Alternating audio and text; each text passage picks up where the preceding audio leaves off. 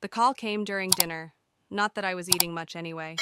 My hands trembled as I gripped the phone, listening to the nurse's calm voice deliver news that was anything but calm. Both my parents' critical condition, massive debt revealed during admission. The words blurred together like oil and water. Gracie? Katie's voice cut through my spiral. She was already gathering our coats, reading my face like the medical charts she dealt with daily. I'll drive you. The farm was 3 hours away. 3 hours of watching midnight headlights streak past while my mind raced faster than Katie's car. The radio stayed off, neither of us pretending this was anything but what it was, a race against time. Blake's not answering, I muttered, trying his number for the fourth time. My husband's voicemail greeting felt like a slap. He's probably still at that business dinner. Katie's grip tightened on the steering wheel. Forget him for now. Focus on what needs doing. What needed doing? The phrase echoed in my head as we pulled onto the familiar gravel drive, past the weathered barn where I'd spent countless summers. The emergency vehicle's lights painted everything in surreal reds and blues. Inside the farmhouse, everything felt wrong. Medical equipment cluttered the living room where my mother's quilts should have been.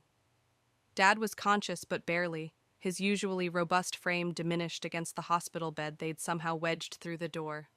Mom lay still in their bedroom, oxygen mask fogging with each shallow breath. Mrs. Harrison, a paramedic approached, clipboard in hand.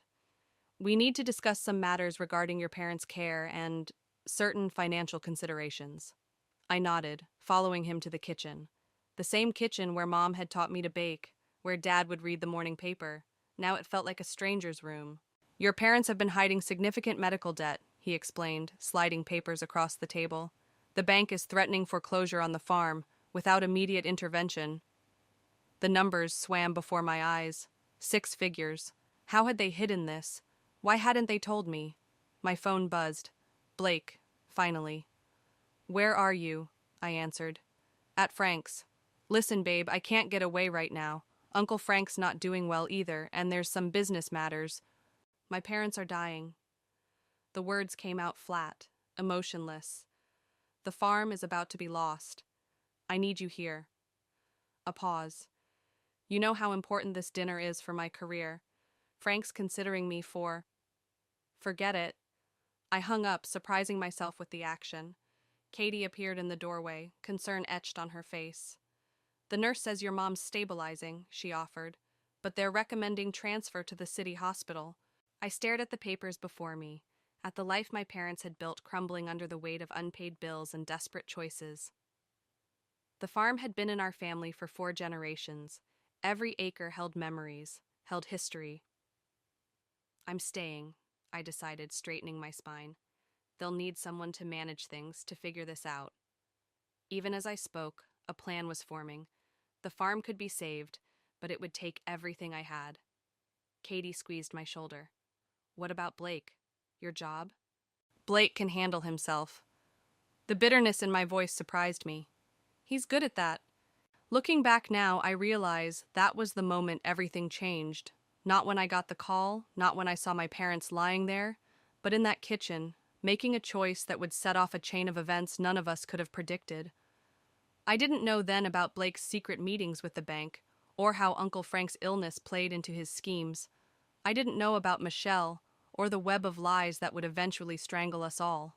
All I knew was that my parents needed me, and my husband didn't care. It was enough to start the cracks spreading through our marriage, hairline fractures that would eventually split wide open. The paramedic cleared his throat, pen hovering over forms. Mrs. Harrison, we need your decision about the transfer. I signed my name, claiming responsibility for choices that weren't mine, debts I hadn't known existed. Outside, dawn was breaking over the fields, painting everything in shades of gold and shadow. It would be the last peaceful sunrise I'd see for a very long time. 3 days into my stay at the farm, Blake finally showed up. I watched from the kitchen window as his Mercedes crawled up the gravel drive, careful to avoid the mud puddles from yesterday's rain. Even his driving was calculated.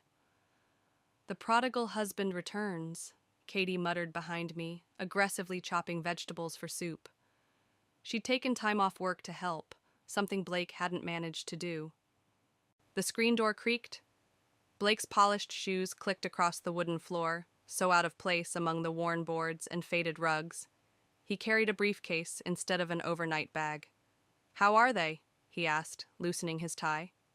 The gesture reminded me of a snake shedding its skin. Mom's stable, Dad's struggling. I turned back to sorting through the stack of medical bills. "The doctors say, I've been talking to some financial advisors," he cut in, pulling out his laptop. "There are options we should consider. The farm's value has actually increased since the new highway. They're not even conscious most of the time, Blake." The papers crinkled in my tightening grip. "Could we maybe discuss their health first?" He sighed, that particular sigh, the one that always made me feel like a child who didn't understand basic math. "The health discussions won't matter if we can't pay for their care, Gracie. You need to think practically here." Katie's chopping got louder. Blake glanced at her, then lowered his voice. "Could we talk privately?" In Dad's study, Blake spread documents across the desk where I used to watch my father balance the farm's books. The contrast wasn't lost on me. "These are preliminary offers," he said, pointing to figures that made my stomach clench. "If we act quickly..." "We?" The word tasted bitter. Where was "we" 3 days ago when I needed you here? "I was securing our future." His tone stayed even, reasonable. "Uncle Frank's backing could save everything. The farm, your parents' care, our retirement. But I need to be there, showing commitment." A memory surfaced. Blake at our wedding, charming my parents with stories about wanting to learn farming, to be part of the family legacy. When had those stories turned hollow? "I found something interesting in Dad's office," I said, watching his face. "Loan documents. Your signatures on them." His expression didn't change, but his fingers twitched slightly. "Your father asked for my help with some paperwork. I was trying to protect you from worry." By hiding their debt from me? By letting it build until... A crash from the kitchen interrupted us. We found Katie apologizing profusely to a young woman I didn't recognize. Tall, blonde, expensive clothes that rivaled Blake's. "Michelle," Blake said too quickly, "what are you doing here?" The woman, Michelle, straightened her designer blouse. "Frank sent me with those contracts you needed. I tried calling, but..." She stopped, noticing my stare. "Oh, you must be Gracie. I'm Frank's new legal consultant. Blake's been instrumental in helping me understand the family business." Something in her tone, the way she said family business, made my skin crawl. Katie had gone very still beside the sink. "How thoughtful of you to deliver them personally," I said, noting how Blake wouldn't look at either of us directly, especially since my husband's been too busy to visit his dying in-laws. Michelle's perfect smile faltered. "I should go. Blake, we'll discuss the proposals tomorrow?" After she left, the kitchen felt charged with unspoken accusations. Blake busied himself with his phone, probably messaging her already. "I need to head back to the city tonight," he announced. "Frank's calling an emergency board meeting tomorrow morning." "Of course he is." I didn't bother hiding the ice in my voice. "Don't forget your contracts." Later, after Blake's Mercedes had disappeared down the drive, Katie brought me tea on the porch. We watched the sunset paint the fields gold, just like my father used to love. "You saw it too, right?" I asked. "The way they couldn't look at each other? The matching watches? Honey, a blind person could see it?" I wrapped my hands around the warm mug, feeling the familiar ridges of the ceramic my mother had made years ago. "He's planning something with the farm, with Frank's company, and that woman..." "Question is," Katie said softly, "what are you going to do about it?" Inside, the monitor beeped steadily, marking my parents' shallow breaths. Outside, the farm stretched away into darkness, generations of my family's work and dreams wrapped up in each acre. And somewhere between those two treasures, I felt something hard and cold taking root in my chest. "Whatever I have to," I answered, and meant it. Ethan arrived home from college the day Mom slipped into a coma. I found him in the barn, sitting in the exact spot where he used to hide as a child, his laptop balanced on hay bales while he pored over the farm's financial records. "The numbers don't add up," he said without looking up. "These loan documents Dad co-signed, the interest rates are predatory. No bank would normally approve these terms. My stomach clenched. What are you saying? Someone wanted the farm to fail. His fingers flew across the keyboard. Look at these dates. Each loan coincides with Dad's business trips with Uncle Frank. The barn door creaked. Blake stood there, Michelle hovering behind him like a expensive shadow. Family meeting, he announced. The doctors called. In the kitchen, Blake laid out papers while Michelle poured coffee none of us would drink. The scene felt rehearsed, like they'd practiced it. Your mother's condition is deteriorating, Blake began, his voice carrying that practiced sympathy he used with difficult clients. The specialists recommend moving her to a long-term care facility. I've found one that... You've been looking at facilities? The coffee mug trembled in my hand. Without telling me? Someone had to be practical. He slid a glossy brochure across the table. The farm can't support these mounting medical bills. If we sell now... We? Ethan's laugh was sharp. Since when do you care about the farm? You haven't spent more than an hour here in years. Watch your tone, Blake warned. Michelle's been helping me arrange everything. The property values in this area. Michelle? I interrupted, watching her perfect manicure tap against her coffee cup. Why is Frank's legal consultant involved in my family's decisions? The silence stretched like a tripwire. Michelle's smile never wavered, but something flickered in her eyes. Actually, she said, I should explain. Frank's been concerned about the farm's situation. He's offering to buy the property at above market value, develop it properly. It could be a win-win solution. Development? The word felt like ash in my mouth. You want to turn my family's legacy into what? Condos? Strip malls? Better than watching it die slowly, Blake countered. Your parents hid their problems until it was too late. Someone needs to make the hard choices. Like you did? Ethan's voice was quiet but sharp. When you helped arrange those impossible loans? Blake's face hardened. You don't understand business, son. Sometimes I understand numbers just fine. Ethan opened his laptop, turned it toward us. Want to explain why you're listed as a silent partner in the development company that's been buying up all the neighboring farms? The same company that's registered to Michelle's home address? The kitchen went still. Michelle's coffee cup clinked against its saucer, the only sound besides the steady beep of Mom's heart monitor from the next room. You've been planning this, I said, the truth crystallizing like frost. All those business trips, the hidden loans, pushing for power of attorney over Dad's affairs. How long? Gracie. Blake reached for my hand. I pulled away. Everything I've done has been for us. This farm is dying. Your parents are... A sharp alarm cut through his words. Katie burst in from the bedroom, her nurse's training taking over. Her vitals are dropping. We need an ambulance. The next hours blurred into a parade of paramedics, doctors, machines.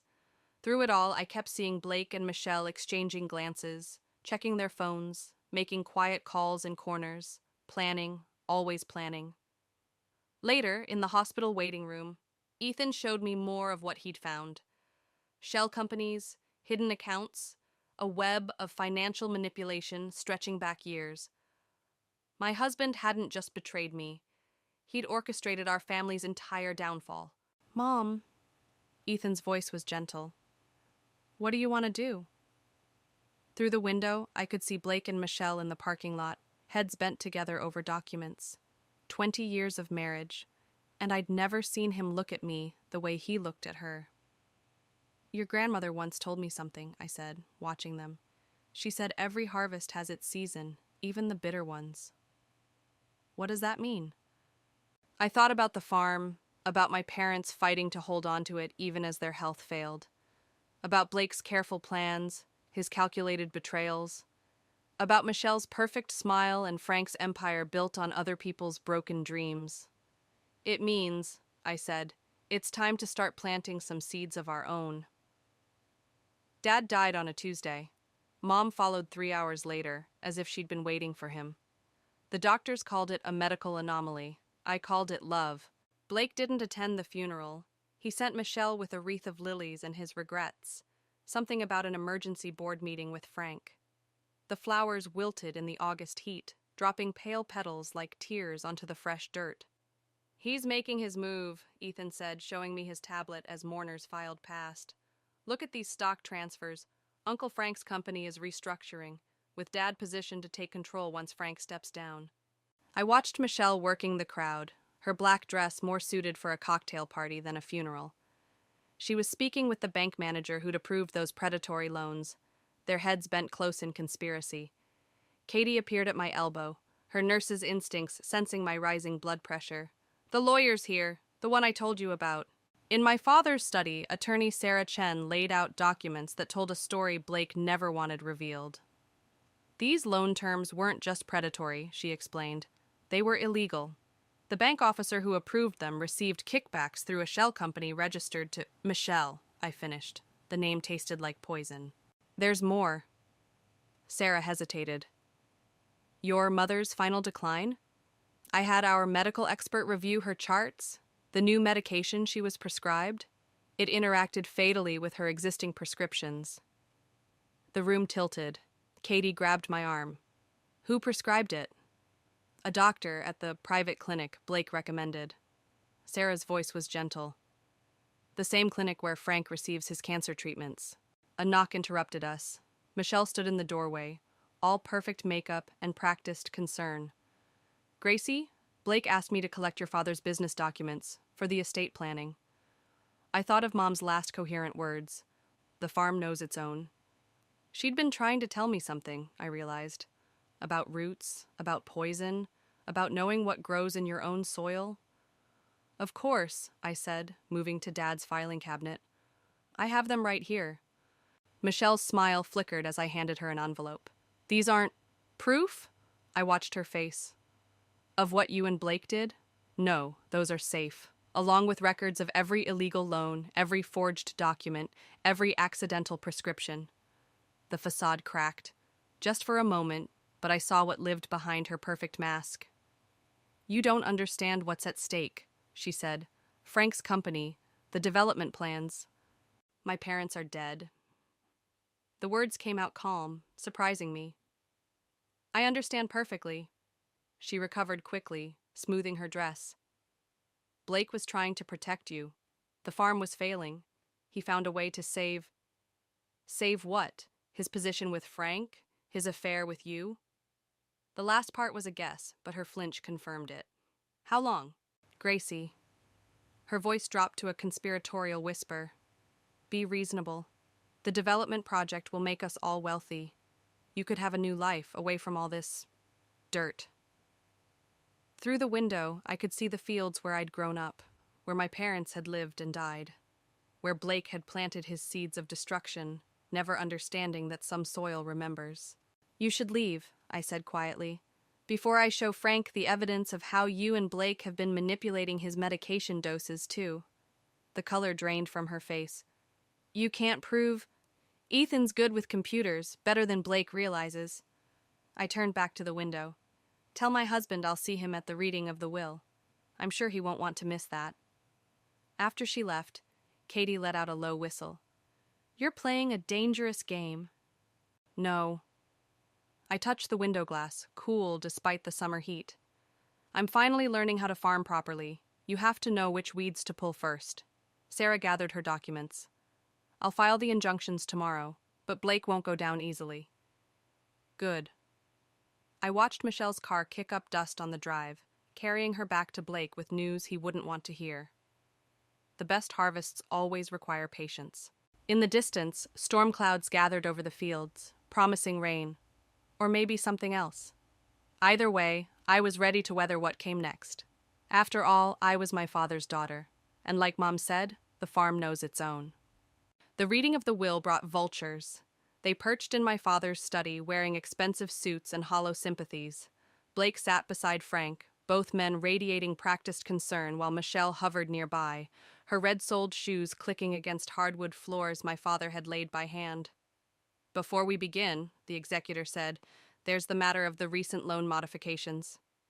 Blake's fingers twitched. I pretended not to notice. "Your father made changes 2 days before his death," the executor continued, "most unusual given his condition. He was heavily medicated, Blake interrupted, clearly not of sound mind. I pulled out my phone, pressed play. My father's voice filled the room, clear and strong. I, James Harrison, being of sound mind, hereby revoke all previous powers of attorney granted to Blake Harrison. The recording continued.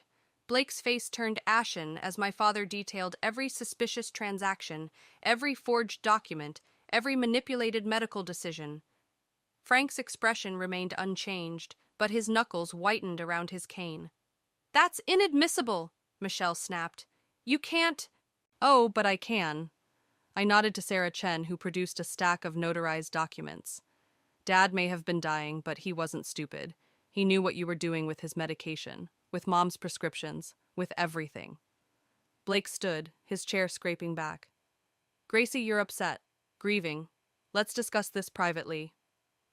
"Like you discussed selling the farm?" Ethan's voice cut through the tension. He tapped his tablet, and projections filled the wall. Emails, contracts, offshore accounts. "Or should we discuss Uncle Frank's manipulated test results?" Frank's head snapped up. "What?" "Show him," I told Ethan. The evidence unfolded in pixels and damning paper trails. Frank's cancer treatments gradually altered under Blake's direction. Michelle's signature on pharmaceutical orders. Money flowing through shell companies, each transaction designed to weaken Frank's grip on his company while strengthening Blake's position. "You stupid boy," Frank whispered. The words carried decades of disappointment. Blake's charm cracked. "Everything I did was for this family. The farm was failing. The company needed stronger leadership. I made the hard choices. You killed my parents." My voice didn't shake. The time for trembling had passed. "Their blood is on your hands, and Michelle's, and anyone else who helped you poison their medication to speed up your timeline." Michelle lunged for her purse. Sarah Chen blocked the door. "The police have copies of everything," she said quietly. "They're waiting outside." "Frank." Blake turned to his uncle, desperate. "You know why I did it. The company needs—" "The company," Frank interrupted, "needs integrity, something you never understood." He nodded to me. "Your father was right about you, Gracie. You're the one who should have inherited everything." Blake's laugh turned ugly. "A farmer's daughter, running a construction empire?" "No!" I stood, facing the man I'd once loved. "A woman who knows the difference between growing something and destroying it. Who understands that legacy isn't about profit margins." "You'll regret this," Blake snarled. "When the farm falls apart, when you're drowning in debt, the farm is safe." I smiled, thinking of Mom's last lesson about knowing your soil. Dad's final loan modification? It transferred everything to a trust, one that specifically excludes you. The sound of police boots echoed in the hallway. Michelle bolted, but Katie was faster, blocking her escape. Years of wrestling uncooperative patience had made my friend stronger than she looked. "You can't prove anything," Blake said, but his voice had lost its confidence. "Actually," Frank said, "she can." He pulled out a recorder of his own. "I've been gathering evidence too, nephew, ever since I suspected what you were doing with my medication." Blake's world crumbled in real time, his carefully constructed plans collapsing like a house built on sand.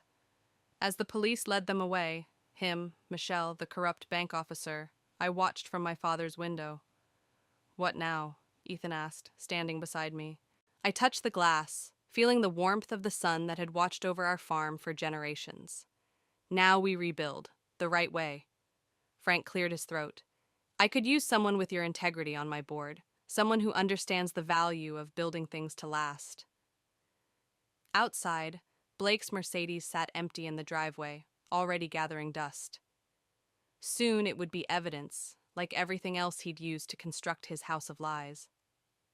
"First," I said, "I need to tend to my own fields." The farm stretched out before us, waiting.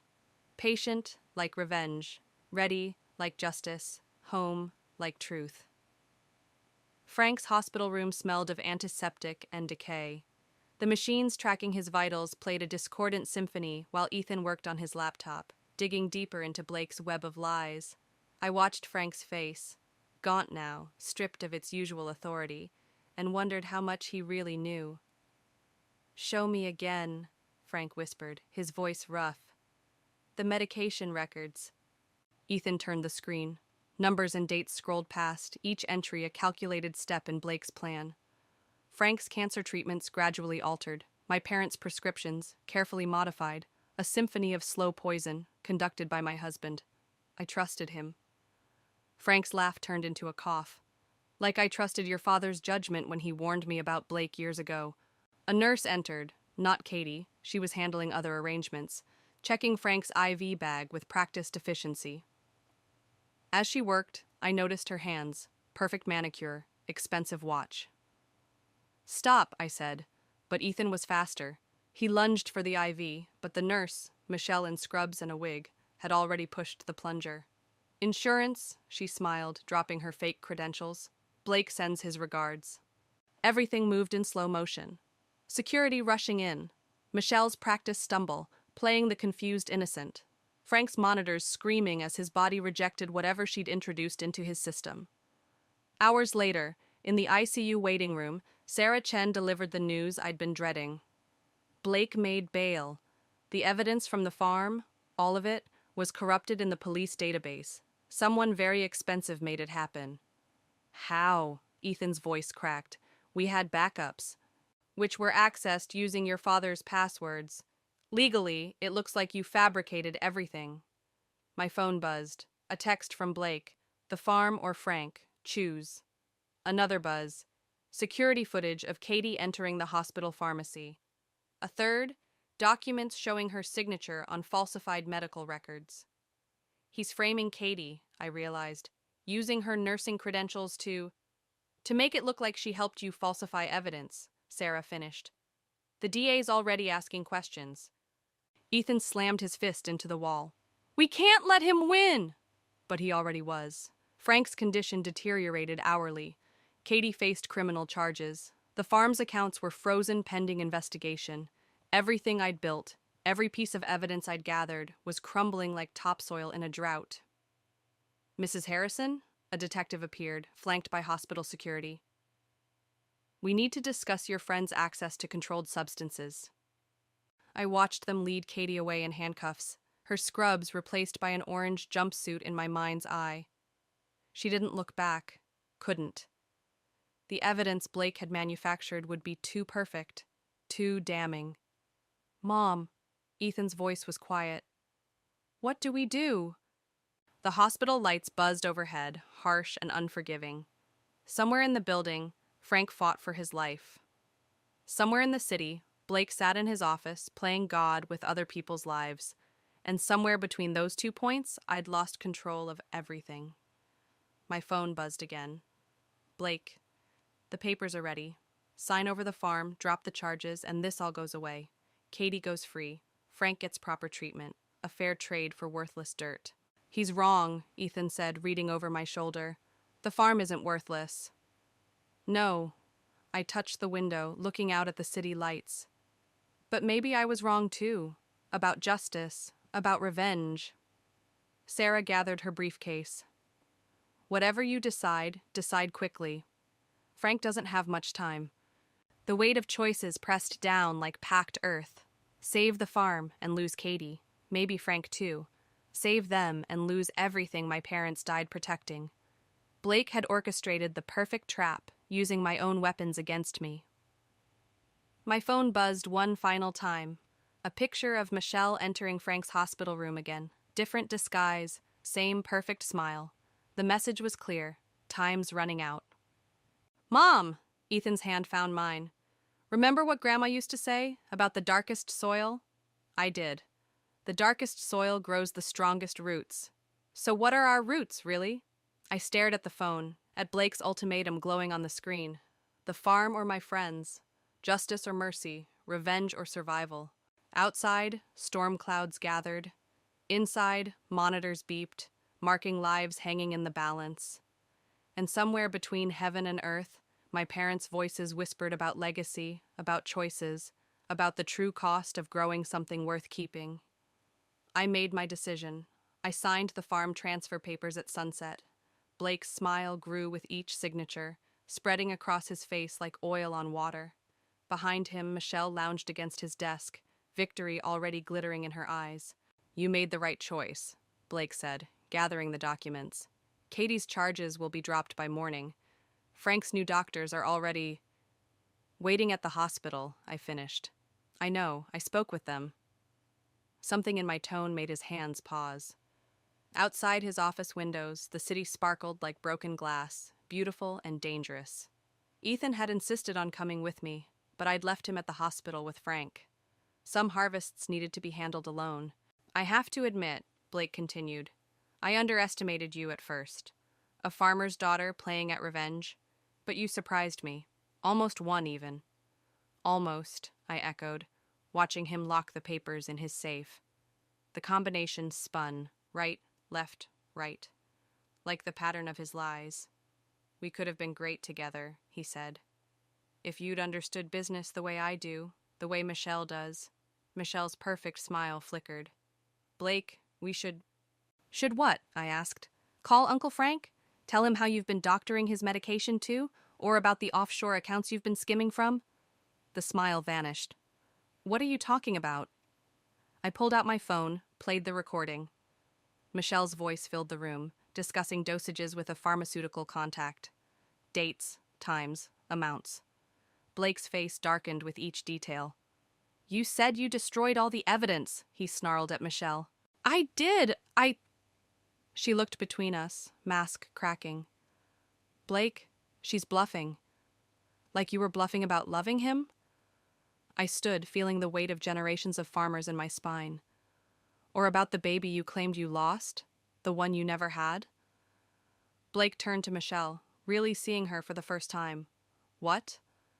The thing about dirt, I continued, is that it holds secrets. Like the real medical records I found in your condo trash. The ones showing you were never pregnant. Michelle grabbed her purse. This is ridiculous. I don't have to... Stay. Blake's voice could have frozen hell. Explain. She's lying, Michelle's composure shattered. Like she lied about the farm papers you just signed. I smiled. My mother's smile.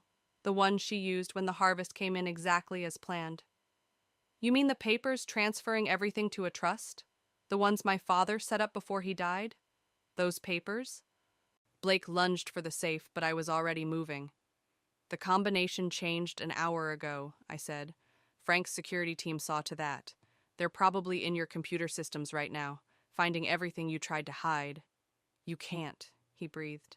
The evidence was destroyed. Your parents' medical records, the loan documents. Were copied to multiple locations. Did you really think Ethan wouldn't have backups? That Katie's arrest wasn't staged to make you overconfident?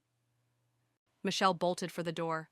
Armed officers met her there, badges gleaming.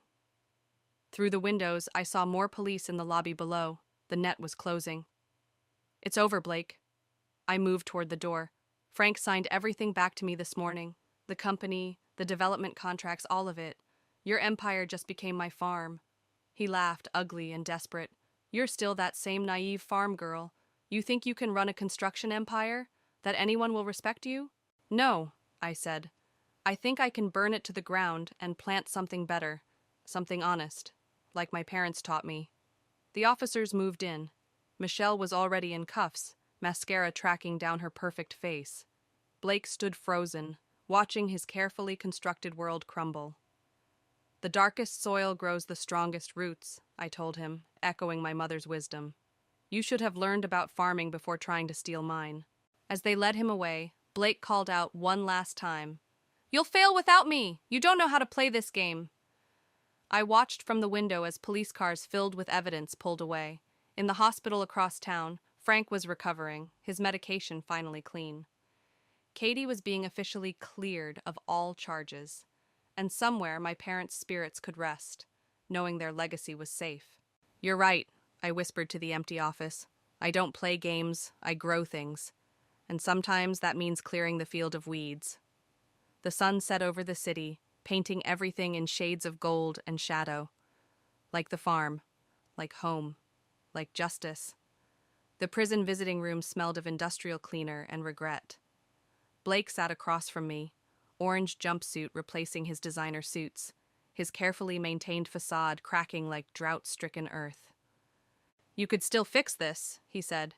"Tell them you made a mistake, that you misunderstood.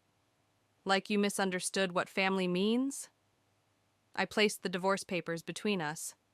"Or how you misunderstood what Michelle was really doing with Frank's company accounts?" His jaw tightened. Even now he couldn't admit she'd played him just as thoroughly as he'd tried to play me. "Frank's dying," he said instead. "The company is recovering," I corrected. "Amazing what proper medication can do." The guard shifted, checking his watch. Our time was almost up. Blake's fingers drummed against the table, a nervous tell I'd never noticed during our marriage. "The farm can't sustain itself. You know that. The debts. We're paid this morning." I slid a second document across the table. The construction company's first agricultural investment project. Frank's idea, actually, turning abandoned developments back into working farmland. Understanding dawned in his eyes. "You're using my company to save your farm?" "No." I stood, gathering my things. "I'm using my company to save everyone's farms. The ones you tried to destroy, the ones your development plans would have buried under concrete. Turns out there's more profit in growing food than growing empty buildings." "You can't," already did. "Frank signed everything over yesterday. Said something about finally backing the right horse." The guard approached. Blake grabbed the divorce papers, pen hovering. "If I sign these, what do I get?" "Nothing." I met his eyes. "Like what you planned to leave my parents with. Like what you tried to leave me with." His signature was shaky, nothing like the confident strokes that had forged so many documents. As the guard led him away, he turned back. "I did love you, you know, in my way." "I know," I said. "That's what makes it tragic." Outside, Ethan waited in Dad's old truck. How'd he take it? Like a man watching his crops wither. I climbed in, breathing in the familiar scent of leather and earth. Frank called. "The first conversion project starts next week." We drove through the city, past gleaming towers that seemed less impressive now. At the edge of town, Michelle's face stared from a newspaper headline. "Former executive pleads guilty in medical fraud case." "You never told me," Ethan said as we turned onto the farm's gravel drive. "That night in the hospital, when everything seemed lost, how did you know your plan would work?" I watched the fields roll past, green and vital. Katie's car was parked by the barn, where she was helping organize the new community farming initiative. Frank's company trucks lined the drive, their logos now bearing a wheat stalk alongside the construction crane. I didn't, I admitted. "But your grandmother taught me something important about farming. Sometimes you have to let things die back to grow stronger." We parked beside the old oak tree where my parents were buried. Their headstones gleamed in the afternoon light, fresh flowers bending in the breeze. Behind them stretched the first of the reclaimed fields, former development sites now returning to their natural purpose. "Dad asked me to visit him again," Ethan said quietly. "Will you?" He touched the oak's rough bark, considering. "Maybe, when the first harvest comes in, let him see what he lost." Inside the farmhouse, Katie and Frank sat at the kitchen table, surrounded by plans for the next restoration project. Frank's color was better, his eyes clear and focused. He nodded at the divorce papers in my hand. "It's done?" "It's done." "Good." He spread out a map marked with red dots, failed development sites, future farms. Now the real work begins. I looked around the kitchen where my mother had taught me to bake, where my father had taught me about legacy, where I'd learned that revenge, like farming, requires patience, timing, and the wisdom to know what to keep and what to let go. "No," I said, taking my seat at the head of the table. "Now we grow something new." Outside, the wind carried the scent of fresh-turned earth and possibility. The farm had survived, transformed but unbroken. Like me. Some roots, it turns out, run deeper than deception. Some harvests are worth the wait.